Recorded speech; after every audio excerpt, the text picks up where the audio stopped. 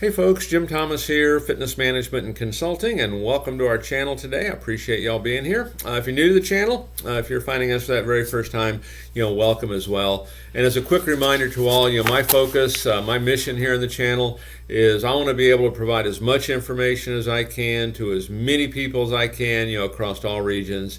And the best way I can do that is when you choose to hit that subscribe button, when you choose to like the videos, when you choose to comment, when you choose to share the information. So if you've not yet done so, please hit that subscribe button. I appreciate it. And to learn more about me and my company and how we can help take your business that next level, check out those links below. And with that said, let's get into our topic today. It's 10 gym management challenges and how to overcome them. 10 gym management challenges and how to overcome them. And I know a lot of folks that find themselves in a management capacity in a gym. A lot of times they find themselves in that capacity, because, they were good in sales. And just being good in sales doesn't make you good at management. I know I've told my story here on the channel numerous times is, I got promoted, to manager because I was good in sales, but I knew nothing about management. I didn't have a clue, okay? And I was trying to learn this stuff on the fly. So what we want to help you do here, we want to help you shorten this learning curve so you can really maximize profitability and maximize, your company and maximize your opportunity. So with that said, 10 gym management challenges and how to overcome them. Number one on my list is communicating effectively with employees. Communicating effectively with employees. Okay.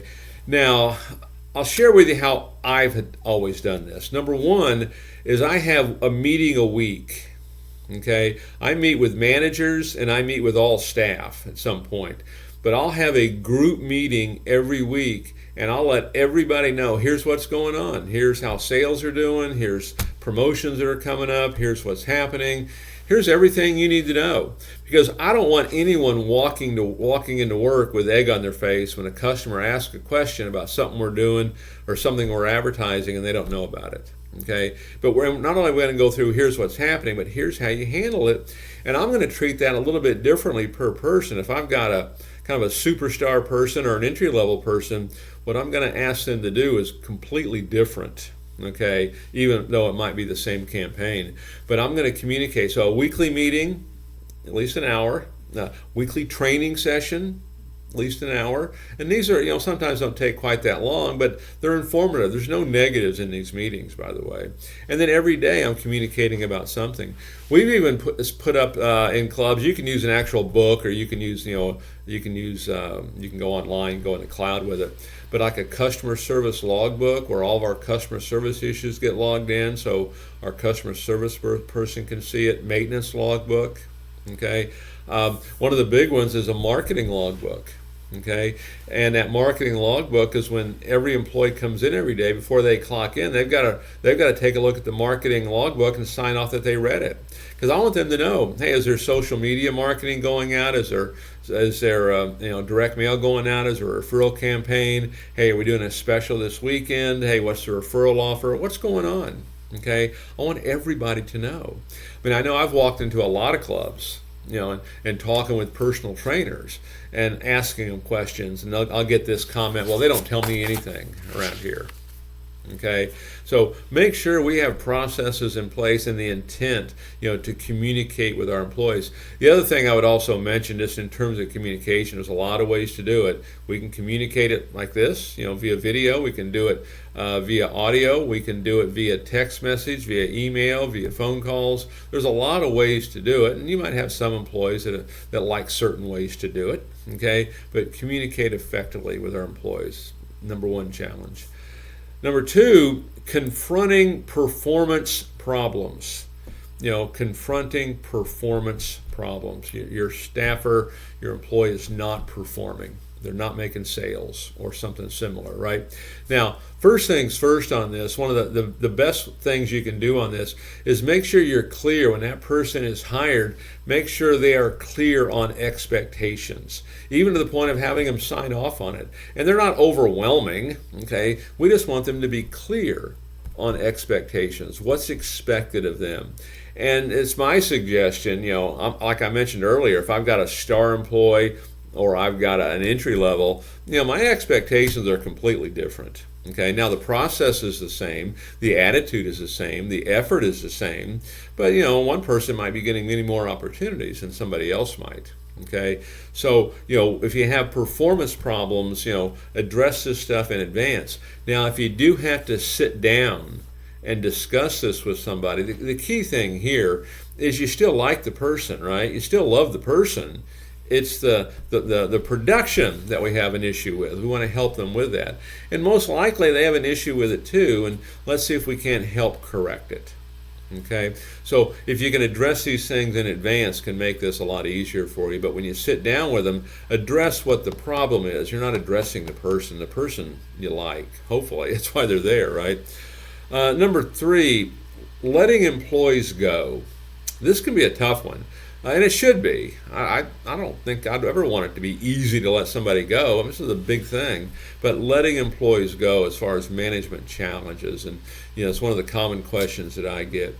And so here's what I want to suggest for you on how to look at this, on letting employees go. Here's what your job is. If you're the boss, your job is this. Your job, from where I sit, is to give 100% of your efforts to make somebody as good as they can be. Your job is to give 100% of your efforts to make someone as good as they can be. And the second you can't do that, probably time to let them go. Okay? And I know over the years I've had folks that, really talented, but they would be late for meetings, they'd have attitude, they'd have this and that. And it just caused me not to, want to do the extra things that maybe needed to be done. It's time to let those folks go. I had other folks that had great attitudes, hardworking, always trying to make it work, and it made me want to give a little more. Okay? And I've even had folks that come to me and want to quit. And I tell them no. Okay, I take it that far sometimes that I want to keep them here. But letting employees go, you take the responsibility first. It is your job to give 100% of your efforts to make somebody as good as they can be. Okay? Number 4, okay, making the right hiring decisions. Boy, this is a tough one sometimes. Making the right hiring decisions. And so here's the problem, is if we hire when we need people, you'll make the wrong decision. If you hire when you need people, you end up sometimes, if you're not careful, just filling a slot. What you want to do is get a plan of action together where you're always recruiting, you're always talking to people. This is almost just like you're always looking for new members. You're always looking for staff. Doesn't mean you're going to hire them if you don't have a spot, but you're always looking, you're always talking. So when the time comes and you need somebody, you've got a pool of people to pull from. And of all these interviews you do, all these people that you do, put them in an email database where every month they're getting maybe an email newsletter about career opportunities, job opportunities, management opportunities, entry level, will train opportunities. We're always promoting, always talking, always looking. Okay, I used to make it, one of my goals every day. I'm going to sit down and talk to somebody about an opportunity with my company. Every day. Maybe it's the person that served me at the local restaurant. I really like how they handle things, really like what they did. I might sit and talk to them. I remember one time I flew into, I'm based here in Texas, and I flew into, I think it was New Hampshire, and had a lot of delays, and I didn't get in like 1 in the morning. And we decided to stop at a restaurant and get something to eat and just have a conversation. And I remember the girl that was waiting on us, we got to talking with her because she had a lot of energy, particularly for 1 in the morning. She had a lot of energy, had a smile on her face, and she was just commenting that, she worked a double shift that day because somebody else couldn't make it in. And very impressive, okay? And I was telling the owner, that's the kind of person you want right there. Look what she's doing here and how she's doing this. And we had a conversation with her, about coming to work for the club, okay? So we want to be always recruiting, always looking, and you really get a plan of action in place, for that. Number 5, managing conflicts within a team. Managing conflicts within a team. And certainly you're going to have some of this kind of thing, okay? Now, if we're doing things like we're always, looking to catch people doing something right, we're communicating well, those conflicts can disappear a little bit, I think. but sometimes you'll have them. And a lot of times it's about, whose lead is what or whose sale is what. And, one of the things that we have done that has worked really well, we created an arbitration form. And so if there was a conflict, if there was a disagreement, you got two employees that come to me and say, hey, here's the way I see it, here's the way I see it, we would encourage them to resolve this themselves. And if they couldn't resolve it themselves, which most of the time they did, okay, we would have them fill out an arbitration form. So I'd get two arbitration forms, and based on that information, they were made clear I wasn't going to be doing any compromise. I was going to choose one or the other. Okay, and so we really encourage them to settle this themselves, and it worked really well. Okay, we used an arbitration form. Okay, number 6, retaining star employees. In a competitive environment. We're in that right now, right? Retaining star employees in a competitive environment. And one of the things I would say that the number one reason that we see that good people leave companies is their relationship with their boss. It's the number one reason they leave, is that relationship with their boss. So make sure the relationship's a good one. Open line of communication. Okay, respect, communication. We want to hear what they think. We're going to implement some of their ideas. Okay, look at your compensation. It doesn't have to be guaranteed compensation. If we're talking star employees, they're going to earn this. We want that star employee to earn as much as they can. Okay, I know we had a client a few years back, and I'd kind of taken over the CEO duties, for that company, and we're looking at a comp plan, and I thought, I researched the whole country. I want to find, what compensation is paying the most, but it's still working. Okay, it works for the company as well. But what compensation is best, and we found it. We found that, which I thought was the number one comp plan in the country. We implemented that, and now all of our managers, they had a six-figure job all of a sudden if they produced. Now if they didn't produce, it wasn't quite that, but if they produced, it was 6 figures, and they could really earn a nice income.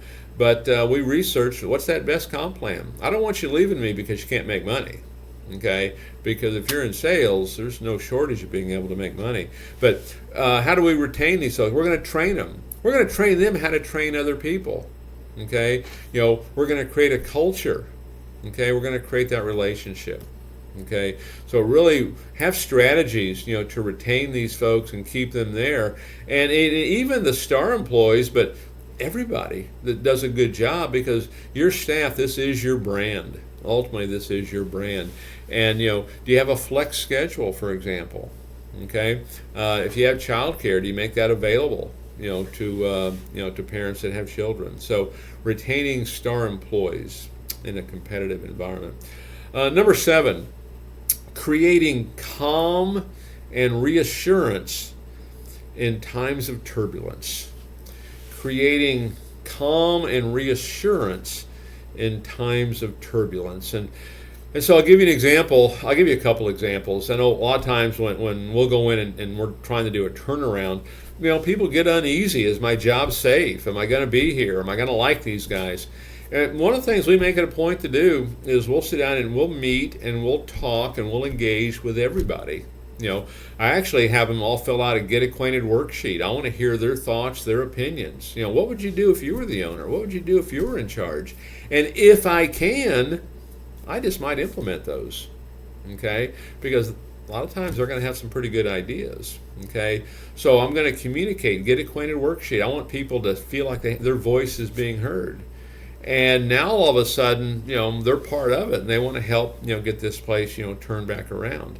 Creating calm and reassurance. Let's go back to, like spring of 2020, when you had a lot of things that were not calming and were not reassuring. Is one of the things we really focused on, and one of the things we really trained on hard was, selling certainty. Like we created situations with clubs where we had doctor-led advisory boards. We made commitments to doing more than what was required by, local governments. Okay, because we wanted calm, we wanted reassurance, we wanted to sell certainty. Because that issue with uncertainty, boy, it's a problem across the board. Okay, it causes us not to ask for the sale, it causes us not to do marketing, causes us not to ask for referrals. We have to create that certainty. okay, to do that. So creating calm and reassurance in times of turbulence, okay. Number 8 on my list of 10 gym management challenges and how to overcome them, the fight against burnout. The fight against burnout, okay. A couple things. Number 1, for you, your most valuable asset is you. It's your most valuable asset. Protect it.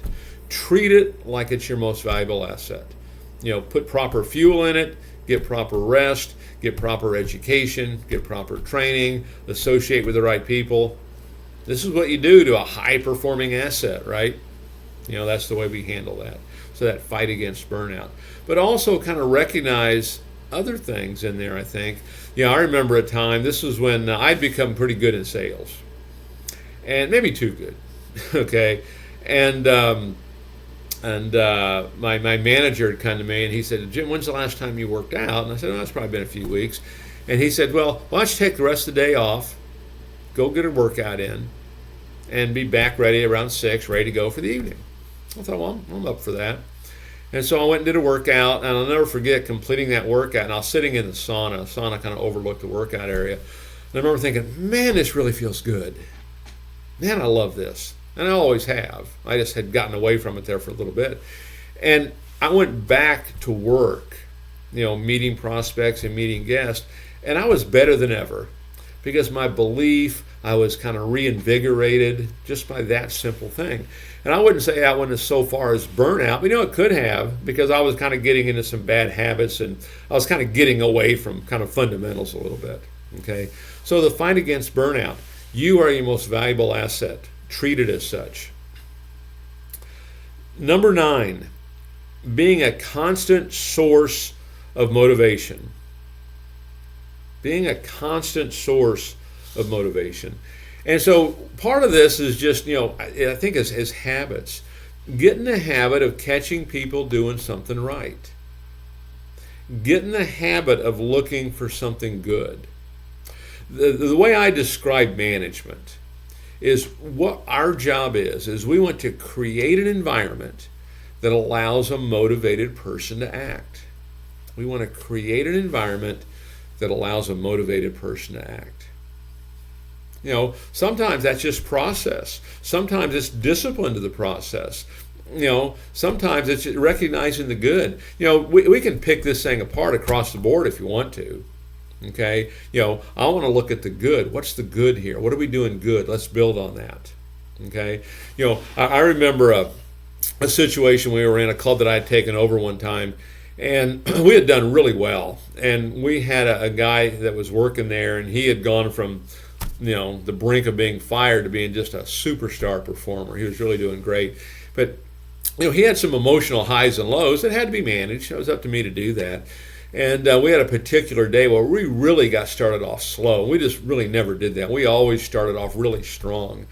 And I think the only new sign-up we'd had by noon that day was one that I gotten. And I wasn't really an active selling manager at that point, but I'd gotten the only sale. No one else had done anything. Okay? And you could tell that was, you could feel the pressure. You could tell that they were feeling that. And I'll never forget, I walked up to one of the guys. He was having lunch, and I think he was catching some television or something. And I just said, hey, that sale that I made earlier, I just put your name on it. So you got one up. Let's go get another one. And he was just fired up. That just took the pressure off and got him going. So, whatever works in that regard, but you want to be a constant source of motivation. Number 10 on my list of the 10 management challenges and how to overcome them, the need to bridge the skills gap. The need to bridge the skills gap. And here's the message. Train, train, train, train. We have to train our staff. We have to have, weekly sales meetings that last an hour, and they're truly training meetings. For sales staff, training. We're training them. There's no negatives in these meetings. We're going to train them how to do it. We're going to role play, okay? And we're going to be steady and consistent at it. Every day, maybe for 5 or 10 minutes, we're going to do something. I might say, hey, let's role play this. Let's role play this, Okay, but you have to train. Use this channel to do it. If you don't have the resources or the staff or whatever to do it, use this channel to do it. Pick out 2 or 3 videos that you want someone to watch and have them watch them. But we have to train. You have to bridge that skills gap, because we're either getting better or worse. Help these folks get better. The more they get better, the more these other things will start to fall into place. So folks, I hope you found that beneficial. 10 gym management challenges, how to overcome them. Again, my name is Jim Thomas. My company is Fitness Management and Consulting. Appreciate you being here today. And again, as a quick reminder, my focus, my mission here in the channel is I want to be able to provide as much information as I can to as many people as I can across all regions. And the best way I can do that is when you choose to hit that subscribe button. So if you've not yet done so, take a moment, subscribe, and to learn more about me, learn more about my company, and how I can help take your business that next level, check out those links below, and we'll look forward to seeing you all in that next video.